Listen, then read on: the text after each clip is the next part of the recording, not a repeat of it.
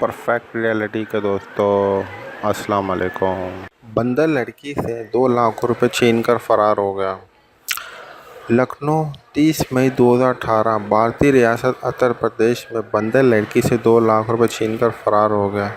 भारतीय अंग्रेजी अखबार के मुताबिक रियासत उत्तर प्रदेश के शहर आगरा में लड़की अपने वालिद के हमरा बैंक में दाखिल हो रही थी कि बंदर लड़की के हाथ से 2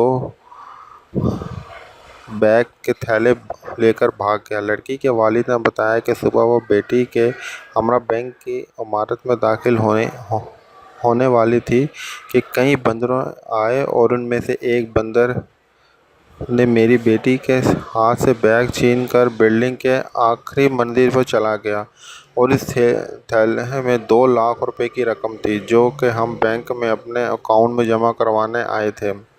इसी दौरान बैंक के गार्ड ने बंदर का पीछा किया तो उसने 60,000 के करीब रकम फेंक दी जो इन्हें मिल गई।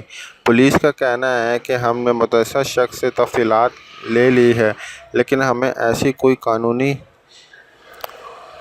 रिपोर्ट नहीं मिली जिसके तहत हम मुकदमा दर्ज करें।